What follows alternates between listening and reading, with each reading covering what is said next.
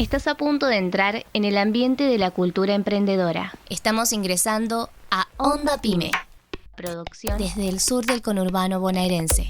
Bienvenidas, bienvenidos a Onda Pyme. Es una producción de Ediciones ICOM, con la participación de Guadalupe Casamayor y Horacio Incaurgarat en las conversaciones y el respaldo periodístico de Revista de Parques. Onda Pyme, Comunicación productiva. Estamos con Pablo Imen, director de IDELCOP y referente en lo conceptual y en la acción también, en todo lo que tiene que ver con el mundo cooperativo. Y nada mejor que conversar contigo para ponernos un poco en situación de qué se debate hoy respecto de la identidad cooperativa. Sabemos que hay un movimiento y distintas iniciativas que apuntan a redefinir o a fijar nuevos conceptos, pero nos gustaría que nos cuentes de qué va todo esto. Yo, diría dos cosas. La primera es que la Alianza Cooperativa Internacional, que se fundó en 1895, ya tiene como una tradición de revisar los principios, revisar los valores, reafirmarlos, modificarlos, porque hay un elemento que no siempre lo tomamos, y es que los contextos van condicionando el movimiento cooperativo y que nos obligan a hacer lo mismo cambiando, porque si no cambiamos perdemos vigencia, y si cambiamos tanto que no somos lo mismo dejamos de ser cooperativismo. Entonces ahí nos encontramos en un desafío importante, que es lograr este equilibrio entre preservar nuestra identidad y adecuarnos a los tiempos, ¿no? Ahí en 1937, en 1966 y en 1995 hubo procesos de revisión profunda de los valores y principios. También hay que decir como nota al pie que bueno, en el mundo creo que hay alrededor de más de 1.000 millones de personas asociadas a cooperativas, ligadas a la Alianza Cooperativa Internacional, más de, no sé si 3 millones de cooperativas. O sea, es un universo muy grande y que tiene unos valores comunes y a la vez convive en matices. ¿En qué nos identificamos? Bueno, en una serie de valores y principios. Después hay siempre una discusión sobre cómo los definimos. Y después hay algo sobre lo que no se discute, pero que es algo que al final cuenta mucho, que es cómo se plasman en las prácticas esos valores y principios. Y ahí es donde aparecen los matices y a veces hasta antagonismos de organizaciones que todas se dicen somos cooperativas, ¿no? Entonces, en ese marco, en el año 2012, las Naciones Unidas declaran el Año Internacional de las Cooperativas, y ahí en aquel momento la Alianza Cooperativa Internacional, que estaba hegemonizada por el cooperativismo europeo u occidental o del primer mundo, no sé cómo, son categorías todas que están estallando, ¿no? La geopolítica y la política, presentaron un informe donde valoraban el papel del cooperativismo como rueda de auxilio o ambulancia para los heridos del neoliberalismo, ¿no? Y frente a ese posicionamiento hubo un pronunciamiento de la sección de América del Sur, donde dijo, no, nosotros nos imaginamos otro cooperativismo, que es uno capaz de aportar a la superación del neoliberalismo. O sea, iban como mucho más a fondo. Nosotros, desde el movimiento cooperativo nucleado en el Instituto Movilizador, nos definimos como cooperativismo transformador. Esto es que para nosotros hay 3 rasgos que ninguno de los cuales puede faltar: la democracia en el gobierno y la gestión, la eficacia en la gestión de las necesidades que tramita la cooperativa, y el compromiso con la transformación de la realidad en un sentido democrático, emancipador. Y entonces, bueno, creo que en 2017 Ariel Huarco es electo presidente de la ASI. Y ahí empieza otro momento en un marco histórico que también está repleto de claroscuros, de brumas, de transiciones, ¿no? Uno podría decir, alguna nota al pie, después de la caída del muro de Berlín y la disolución del campo socialista, parecía que, como dijo Francis Fukuyama, habíamos llegado al fin de la historia, sí, con las democracias representativas y la economía de mercado. Pero, bueno, en América Latina ganó Chávez y atrás de eso vino todo lo que vino en la región. Se formaron los BRICS en el 2006, hubo la crisis del 2008, bueno, y hoy ni hablar después de la pandemia y la guerra en Ucrania, más otras guerras, que estamos transitando un cambio planetario de final abierto, no sabemos bien qué va a pasar, ni siquiera si va a seguir la especie existiendo. Y en ese marco, Ariel Huarco dijo, bueno, ¿cómo redirigimos la Alianza Cooperativa Internacional para que pueda aportar en este momento tan turbulento, tan a la vez tan horrible y tan esperanzador, como que uno puede ver luces y sombras, ¿no? En general nos muestran las sombras, pero hay luces por todos lados también.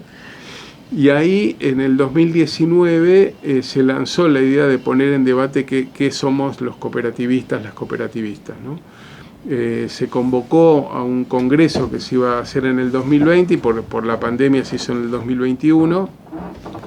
Y en ese congreso hubo un documento presentado donde aparecen algunas definiciones acerca de los desafíos del cooperativismo, de quiénes creemos que somos, de las tareas que tenemos por delante, que es el puntapié de un proceso de discusión que está planteado para todo el movimiento cooperativo, ¿no? A través de una serie de preguntas que están circulando por los valores y principios, preguntando, bueno, tales que están formulados se alcanzan, son estos, hay que redefinirlos. Bueno, y ahí estamos. Yo puedo decir que por mi lugar, me presenté como Didelcop, pero por mi lugar en el Banco Credicop estoy trabajando en una comisión que está discutiendo qué vamos a hacer con el tema de identidad cooperativa en el banco, que es un universo muy, muy extenso de gente. Así que, digamos, se abre un proceso de consulta muy valioso, y yo valorizo más yo pienso al cooperativismo como un proyecto civilizatorio. No es simplemente una propuesta económica diferente o un modelo de gobierno más democrático, sino que se propone otro modo de pensar y de hacer el mundo, ¿no? Esto a mí me orienta a mi práctica, pero eso no quiere decir que yo no tenga límites y contradicciones, no es que... Claro. ¿no? Sí, Una vez dice, no, esto es así, y la realidad a veces dice, no, pero pará, acá hay una contradicción, acá hay una tensión, acá hay una injusticia. No, por supuesto, es parte de la vida, pero para nosotros el cooperativismo nos da un sentido y nos da unas pautas para vivir, para estar, para actuar, para pensar.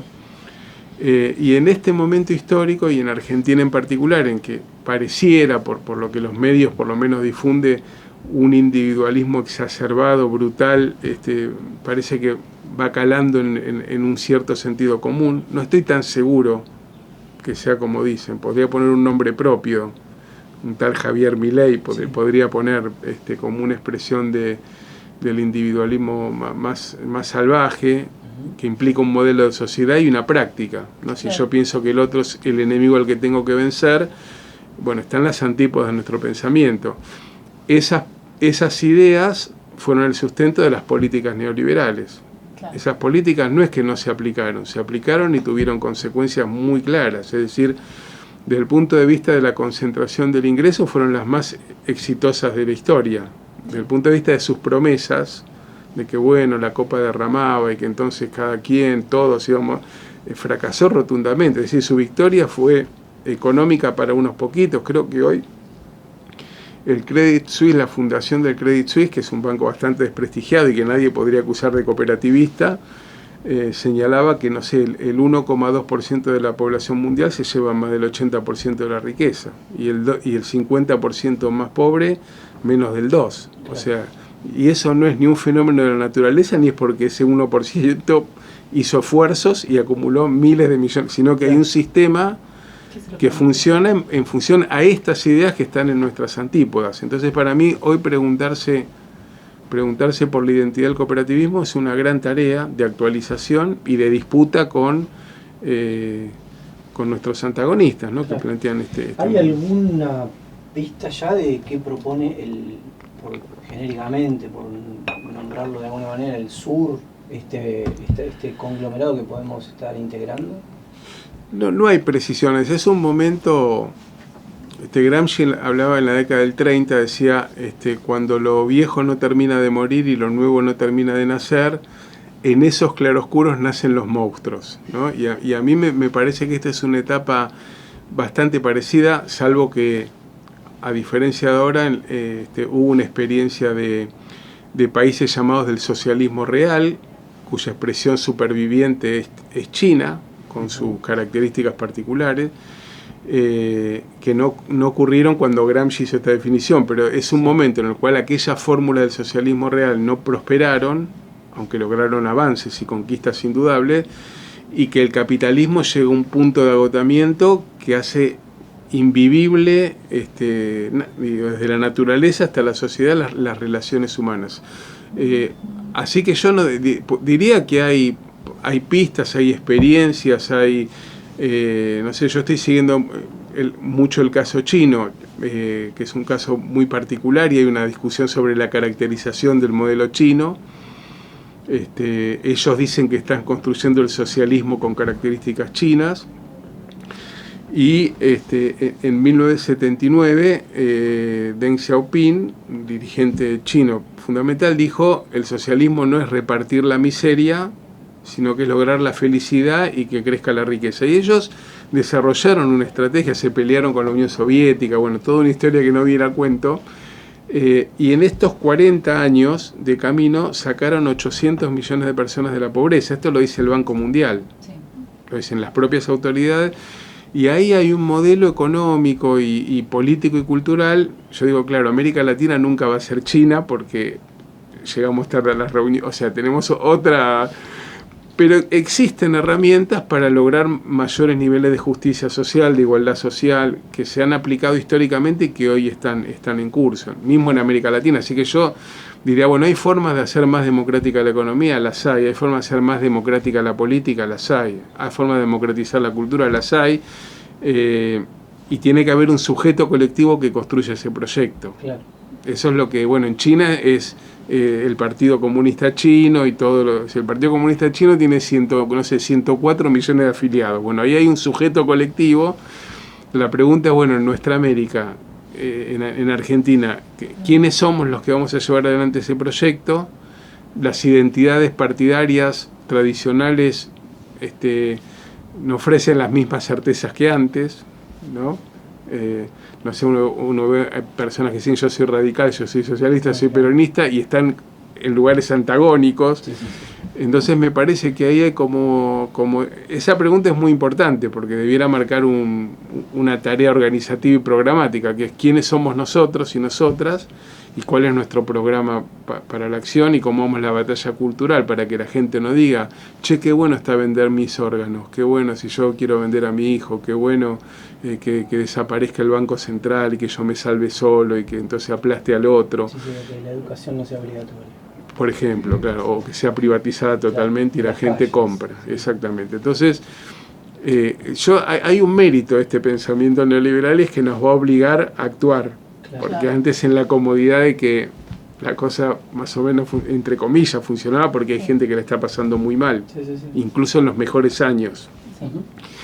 Entonces, yo podría decir frases sobre qué implicaría. Yo por decir, si Argentina produce alimentos para 600 millones de habitantes, si hay 10 millones que están pasando hambre, para mí hay fórmulas para resolver eso, porque no es que no hay alimentos, es que están mal distribuidos. Entonces, para esas preguntas que tienen que ver con la dignidad de todos y todas, que esa es una tarea nuestra, sí, ¿no? Contribuir a una sociedad donde nadie se quede atrás, eso lo dijo el Papa y lo dijo Ariel Huarco, es nuestra voz, y eso tiene que tener una traducción práctica, no puede ser una frase. Entonces, bueno, hay fórmulas, sí, hay políticas públicas, hay movimientos sociales, nosotros debemos ser parte de eso, hay algo invisibilizado por la prensa hegemónica, pero bueno, hay sindicatos, hay movimientos sociales, hay partidos políticos populares, hay colectivos culturales, hay cooperativas que todas están operando, nos encontramos menos de lo que deberíamos, pero esa es la base de un sujeto colectivo que construye este proyecto popular. Se plantea también la modificación de la expresión formal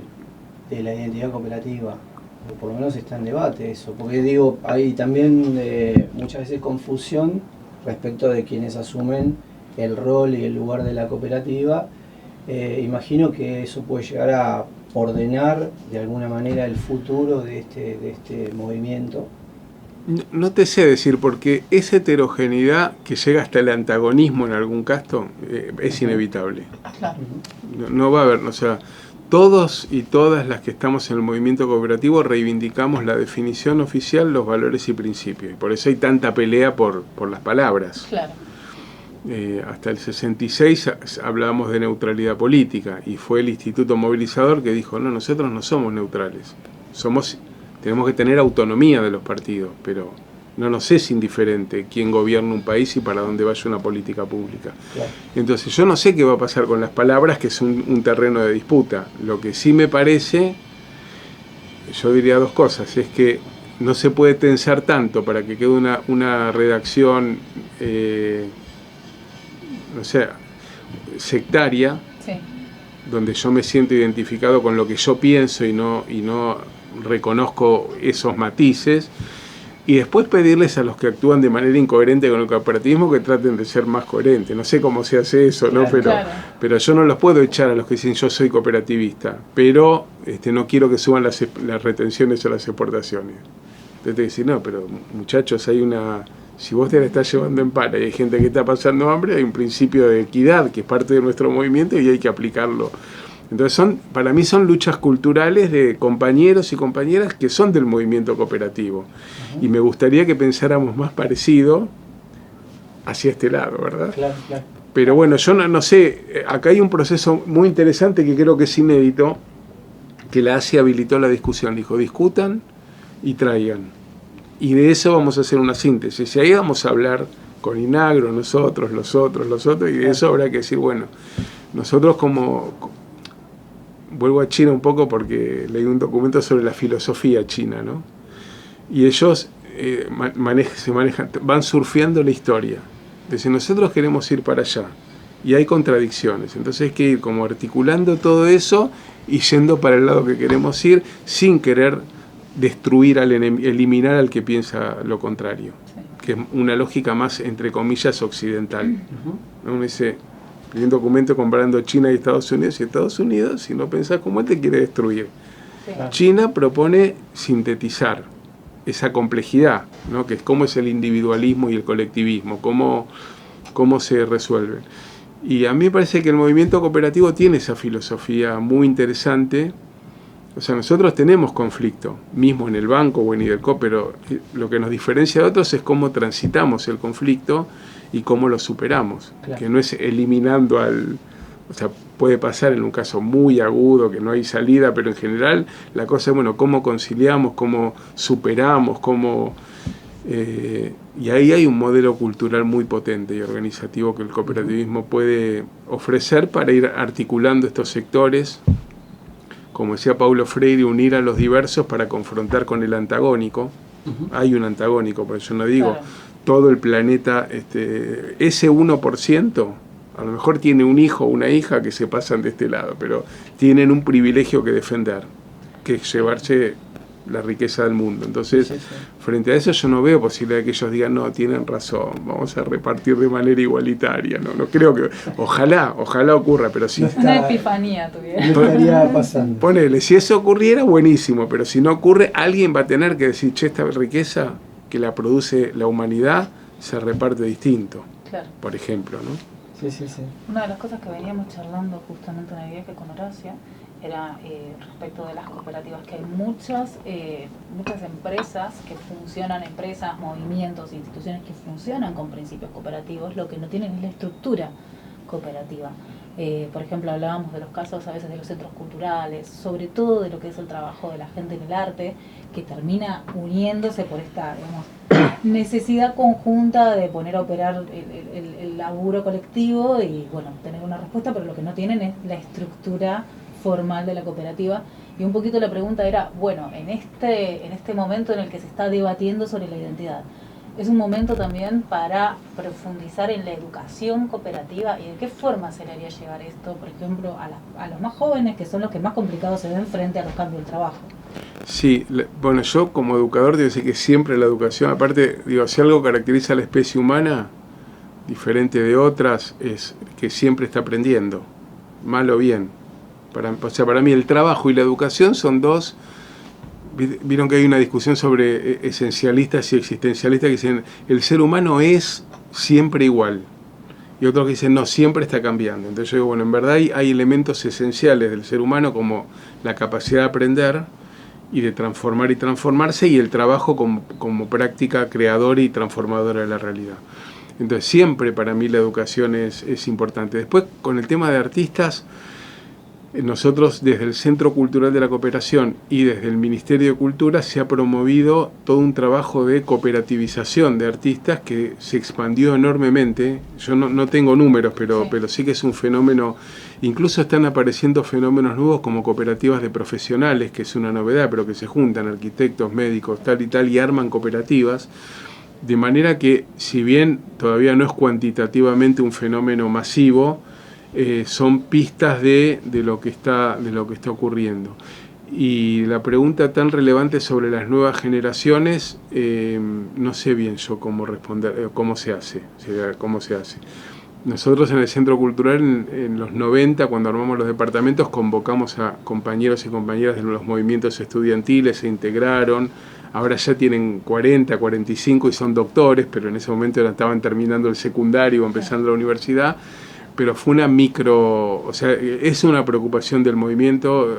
En el banco Credit Coop estamos pensando toda una línea para recuperar la voz de los jóvenes y las jóvenes dentro de la organización, que son escuchados, y mismo en el Centro Cultural, muchos coordinadores y coordinadoras de los departamentos son para nosotros jóvenes, ¿no? Uh-huh. Yo todavía, para algunos soy Pablito, y ya soy un sexagenario, pero como por suerte nuestros dirigentes tienen larga vida, entonces ahí me parece que el diálogo entre la nueva y la vieja generación, en términos de interpelarlos, porque yo que le digo a los compañeros de 40 que digo, yo me voy a ir, y después te toca a vos, a tu generación, y esa generación con su modo de ver el mundo, que es diferente al nuestro un poco, en la forma, tiene que hacer que el barco vaya para el mismo lugar. O sea, el banco no puede ser una sociedad anónima dentro de 30 años, un banco, nada. Entonces, yo creo que esa cosa de llamarlos de verdad a que sean parte del presente y sobre todo que asuman el legado de lo que tiene que venir, es una gran tarea del movimiento que se lo ha planteado como preocupación y que le estamos buscando maneras. No sé, en el banco muchos jóvenes y muchas jóvenes son promovidos a puestos de responsabilidad muy jóvenes, y así se van formando lo que nosotros decimos cuadros de dirección desde muy jóvenes. Pero sentimos que hay mucho que recorrer ahí, mucho que inventar, como diría Simón Rodríguez, ¿no? Pero bueno, ahí estamos. Hace poquito te leí en un artículo que hablabas de la transformación de la educación a instancias de la inteligencia artificial y otras actividades más, creo que nombrabas 3. Sería un tema de ámbito. Lo tomé de una nota que sacó Ámbito Financiero que dice el mundo está cambiando la actividad con bancaria, la tecnología. La educación y otra más que ahora no recuerdo. El diseño, creo. El diseño, que era como que virtualmente se terminaba, ¿no? Sería como para una larguísima charla esto de inteligencia artificial y la incidencia en distintas actividades. Te habíamos propuesto una charla de 20 minutos, ya estamos en 22. Yo estoy bien, el problema lo van a tener ustedes para editar después, pero pero me surgía, y vinculado con el banco, porque estás asumiendo una nueva responsabilidad. El banco toma la iniciativa y la responsabilidad de formar, y justamente estás en momentos de constituir esta gerencia de formación integral. ¿De qué se trata? Bueno, el banco plantea la necesidad de profundizar nuestro modelo de cooperativismo, que se resume, se podría decir, en la idea de modelo integral de gestión. ¿Qué quiere decir esto? Creo que las 3 cosas que mencioné antes de todo cooperativismo transformador: ser eficientes en la gestión, ser democráticos en la construcción de las propuestas de trabajo, y siempre comprometernos y sensibilizarnos con una realidad que es injusta y que hay que transformar. Entonces, sobre las tecnologías, viste que desde siempre hubo, sobre todo en el marco de... Uy, se me cayó Gorini, mi papá y mi mamá. Ahí, bueno. Siempre, hacia fines del siglo XVIII, cuando se empezó a generalizar la manufactura, hubo un señor en Inglaterra que se llamaba John Ludd, y que encabezó un movimiento que asaltaba las fábricas y rompía las máquinas, porque decían las máquinas son las responsables de nuestra miseria. La clase obrera fue madurando y justamente en la primera mitad del siglo XX inventó el sindicato, la cooperativa y el partido socialista o laborista como... Entonces, ahí yo decía en la nota, y vuelvo a repetir, la tecnología puede ser una bendición, en la medida en que facilita un montón de labores que tienen un carácter pesado, repetitivo, nos simplifican el trabajo, y en ese sentido están muy bien, pero hay que saber usarlas críticamente y sin negar nuestros atributos humanos. Entonces, si se convierten en nuestro cerebro y nuestro corazón, es medio indefendible, la tecnología nos convierte en esclavos y esclavas. En cambio, si son una herramienta para potenciar nuestro trabajo, nuestra creatividad, nuestro trabajo en red, son motores muy potentes. Entonces, la tarea que nos proponemos es, insisto, en un momento en que se agudiza la disputa cultural, no estamos en cualquier momento, octubre es un momento, claro que va a definir muchas cosas, pero la discusión es mucho más prolongada, estamos hablando de un cambio civilizatorio, a veces no lo vemos, pero me meto en otro capítulo, pero la guerra de Ucrania, o la operación militar de Rusia en Ucrania, es la expresión de un conflicto geopolítico donde Estados Unidos está disputando la primacía con China, donde hay dos modelos de globalización, sin idealizar al modelo chino, pero ellos están diciendo que eran una economía productiva, armaron una ruta de la seda que están involucrados 148 países, la economía real pasa por ese lado, ellos no vienen, te dicen te presto pero defino tu política económica, o sea, son dos modelos, y el otro es el del Fondo Monetario que estamos sufriendo en carne propia. Sí. Si la humanidad no desaparece, los números dicen, los análisis dicen, las proyecciones, que China finalmente va a terminar imponiendo su hegemonía frente a Estados Unidos. Hay, por supuesto, el riesgo de que las fracciones más guerreristas de Estados Unidos terminen con la vida en el planeta a partir de una guerra nuclear. Y esto, que Fidel Castro lo dijo en el 95, adquiere rasgos alarmantes de posibilidad. Entonces, es en ese marco que estamos discutiendo, en el marco de un mundo en transición, y cómo podemos leer más allá de la cotidiana de hoy hacia dónde marchamos. Bueno, en ese mundo nuevo, que no está escrita la receta, el cooperativismo tiene cosas para aportar. Modelos de gestión, modelos educativos, propuestas económicas, propuestas culturales. Bueno, ahí tenemos mucho para decir. Y bueno, y la gerencia se va a orientar hacia nuestro frente interno. El banco tiene casi 5.000 empleados, tiene más de 3.500 dirigentes y dirigentas, tiene 1,5 millones de asociados, 2 millones de usuarios. O sea, es un universo, con lo cual me siento muy contento del desafío de decir, bueno, ¿cómo ayudamos a que este universo, que además está en contacto con muchos universos? Sí. ¿Se acuerdan que en el 2020 hubo una asamblea del banco porque Heller fue protagonista del impuesto a las grandes fortunas? Sí. Y empezó una campaña brutal y había expresiones muy diversas diciendo es nuestro banco, nuestro banco. Entonces nosotros podemos aportar ese debate político desde Argentina y la región, y bueno, y ojalá que la gerencia, a mí me cuento una infidencia porque entré al banco en el año 1987, o sea, en el milenio pasado. Después pasé por otros lugares del movimiento y ahora vuelvo al banco, ¿no? Y entonces me saludan compañeros y me dicen, te felicito en tu nueva gestión. Le digo, mira, primero te agradezco. Segundo, no es mía, sino que es nuestra. Porque si vos no tomás tu parte, yo no voy a poder hacer nada. Claro, o sea, este trabajo educativo es colectivo y todos y todas somos educadores y educadoras. Así que pónganse una pila, muchachos, porque el trabajo de la profundización de la identidad cooperativa nos involucra al conjunto. A los jefes que todavía no lo ven, vamos a hacer que lo aprendan. Y los que están, bueno, a profundizar. Y los dirigentes y las dirigentes, lo mismo, ¿no? Claro. Tienen ahí una responsabilidad colectiva. Pero el banco que se definió, Petriera lo definió, nuestro gerente histórico de recursos, como una organización que aprende, no es que lo es porque lo dijo porque es. Y yo creo que ahí hay una plataforma muy potente para que la gerencia te pueda avanzar en los objetivos que plantea la organización, ¿no? Para cerrar, porque ya estamos abusando de tu tiempo. Está todo bien. Nosotros producimos este espacio que se llama Onda Pyme, que está relacionado con una revista de parques industriales, muy vinculado con empresas de esos orígenes industriales, sectores y parques industriales. Y también en el presente y crecientemente muy vinculado con cooperativas, ¿no? Así que nada, es un cierre, una descripción de lo que hacemos nosotros y un pedido, una propuesta de que cierres vos la nota, la conversación con lo que te haya quedado por decirnos. Y si tenemos 3 o 4 horas más, no tengo problema, pero no, si es para pymes y cooperativas, me parece que son organizaciones o entidades que tienen un papel muy importante que jugar en la disputa del modelo de país que ya está planteada, ¿no?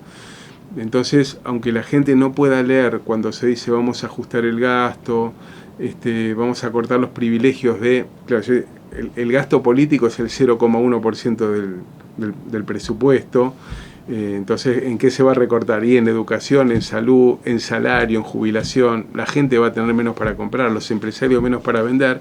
Entonces, a mí me parece que hay una causa, así, desde una motivación muy elemental, que es mi supervivencia como empresa, atada a la posibilidad de que el mercado interno esté vivo, ¿no? Entonces ahí hay como un desafío económico, político y cultural, que es valorar la producción, valorar lo nuestro, valorar la justicia social como mecanismo de reaseguro para que mi empresa tenga a quien venderle. Claro. Si yo no es que crea que todo el mundo merece dignidad, supongamos, pero tengo un kiosco, si el vecino y la vecina no tienen para comprarme, yo voy a fundirme. Claro.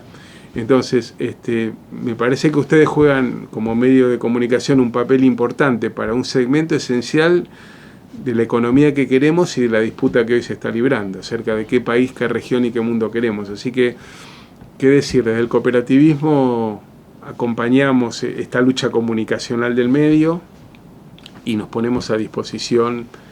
Bueno, Horacio es responsable de educación cooperativa del banco, así que tiene funciones pedagógicas muy importantes. Ese cuerpo colectivo es un cuerpo que irradia pedagogía cooperativa hacia toda la organización. Y bueno, y todo lo que podamos contactar y comunicar y articular con ese campo popular inmenso que somos y ayudar a construir ese proyecto y ese sujeto colectivo, estamos ahí a la orden. Esto fue todo por el momento. Nos volvemos a encontrar en una nueva conversación para rescatar el espíritu emprendedor de nuestra gente. Mientras, nos podemos comunicar a través de nuestro sitio web www.ondapyme.com.ar. Hasta un nuevo encuentro.